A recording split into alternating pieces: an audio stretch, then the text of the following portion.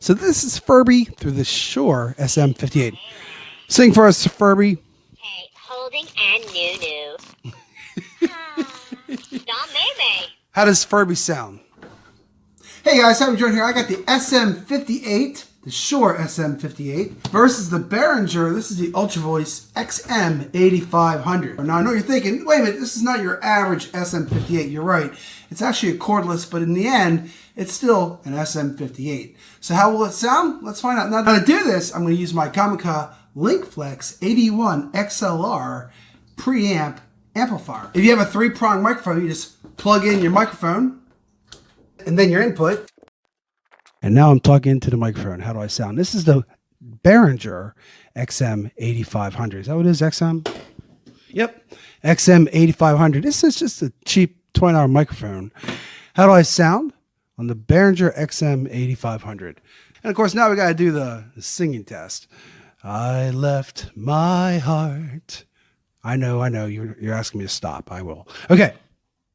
And now I'm recording my Shure. I've got the Shure close to me. Something else I like about this Comica LinkFlex 81 preamp, I love the fact that it allows me to listen to myself too with my headphones, so I can actually hear myself speaking through the microphone. It's kind of cool. All right, so here I am up close with the microphone. I'm thinking I hear a lot more of the high pitches. And now let's go ahead and do my singing voice. I left my heart in San Francisco. Not bad. All right, so now it's time to do the Furby test. Yeah, he agrees. All right, Furby, speak to us. Well, don't maybe. How does Furby sound?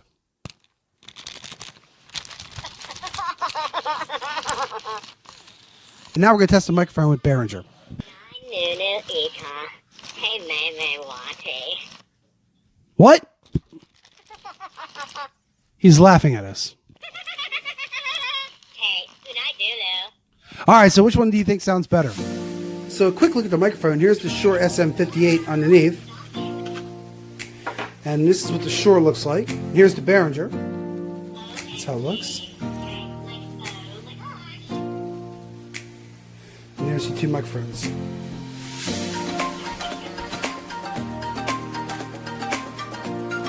I think the Shure sounds a little bit better myself, but then again, it's also more expensive. But for $20, not a bad microphone for the Behringer. I think it's did pretty good there. What did you think? Let me know your thoughts. I got direct links for both microphones below. I love the fact I was able to record both onto my phone using this system. This is the Comica LinkFlex 81. It's an XLR preamp. It allows you to use your 3-prong microphone and record directly into your phone or your camera. So it really makes life a lot easier. Pretty cool little amplifier. I love this little thing too, because it's got like, I can increase my input here, a little volume there, make myself louder or not so loud. I have to speak up louder if you want to hear me. A little red blinking light as well to tell you if you're speaking too loud. So anyway, here, watch, I'll speak real loud. Hey there, I'm really, see I was blinking really loud? Yeah, I'm too loud there. I think they both sounded pretty good myself, but what did you think? Like and subscribe, and give me your comments below, guys. I want to know what you're thinking of the two microphones. Which one did you think sounded better? And why is this doing this? Stop doing that.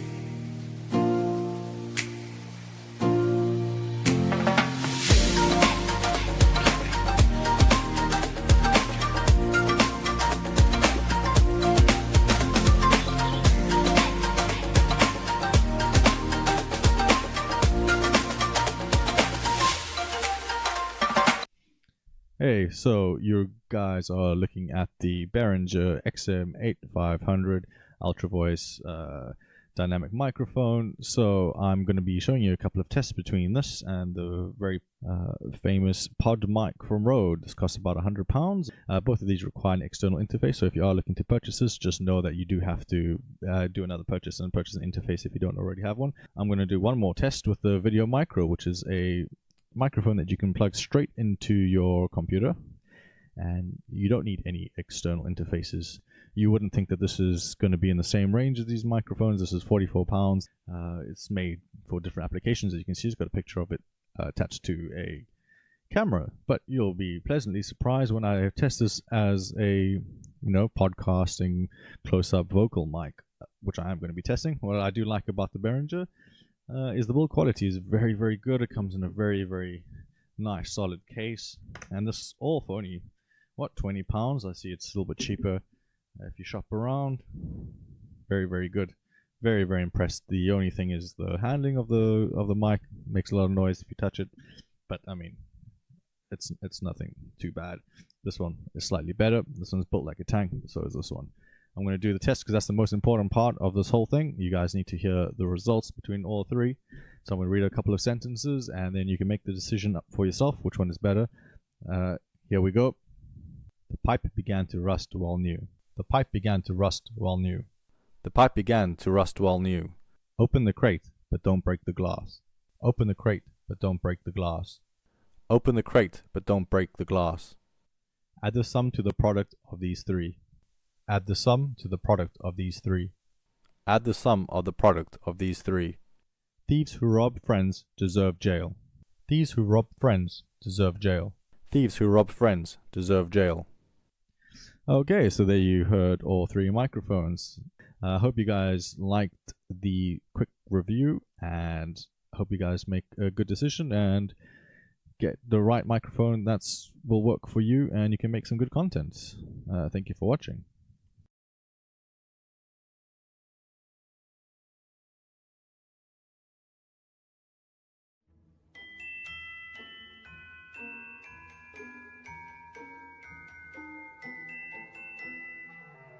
Welcome to a new review. Today the Ultra Voice XM8500 mic by the Swiss-German company Behringer. Let's get into the details. It has a Cardioid characteristic with excellent feedback suppression. Being dynamic, it doesn't need phantom power. It's made almost entirely of metal except for a couple of plastic parts in the capsule. It weighs 332 grams. It has a Shockman system which reduces handling noise. Two-stage pop filter minimizes breath and pop noises. Frequency response 50 Hz to 15 kHz. Sturdy, reliable metal construction and electromagnetic shielding. It's a mic designed for singing but can also be used for podcasts, voiceovers and interviews. Here are some tests. Test 1, 2, test 1, 2. Ultra Voice Behringer XM8500. Distance of the microphone 10 centimeters. Input level into my Tascam 70%. Test 1, 2, test 1, 2, silence. Test 1, 2, test 1, 2. Behringer XM8500 connected into my Canon 6D. Input level 70%. Test 1, 2, test 1, 2, silence. Test 1, 2, test 1, 2. Behringer XM8500 connected into my Zoom H1. Input level 75%. Test 1, 2, test 1, 2, silence. Its current price on Amazon is €19.40. In conclusion, a very good and economic microphone. Price-quality relation, I'll give it an 8, 2 points less due to the plastic parts. Still, thumbs up. I hope this review was useful. Please feel free to leave comments, questions or suggestions. Until next time.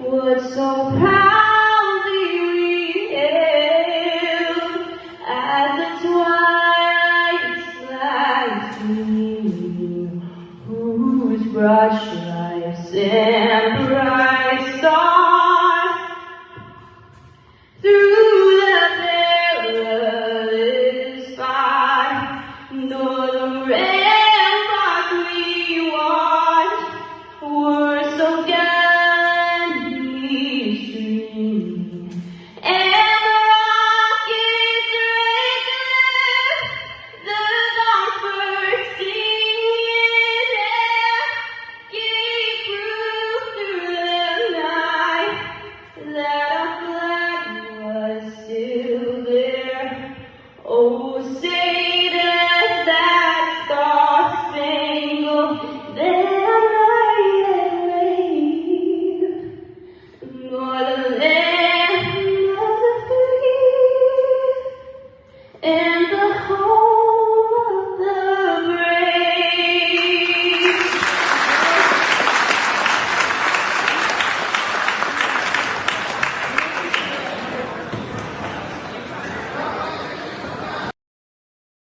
So the first microphone I'm going to take a look at is the Behringer XM8500 dynamic cardioid microphone. Dynamic microphones are particularly good at picking noise up from the front only, minimizing any background noise and making them ideal for live streaming or recording in a noisy environment. They do not require phantom power to run, so if you don't want to spend out the extra money for a audio interface, I believe you can actually just plug it straight into your computer with a XLR to 3.5mm. So next up is the Behringer C1 condenser microphone. I'm currently using it to record right now, and unlike dynamic microphones, condenser mics need phantom power to run. Unless they're USB powered, such as a microphone I actually used to have, which I unfortunately no longer have, is the Blue Snowball. But the problem with condenser microphones is they're a lot more sensitive and pick up a lot more background noise. So if you don't have a quiet area to record in, it can become a problem later on when you're trying to get rid of it.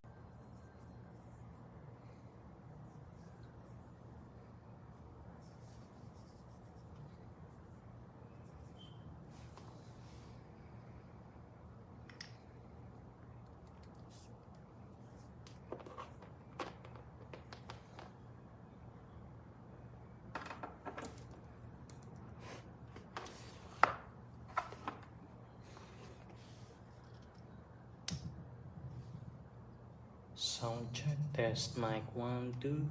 Sound testing 1 2.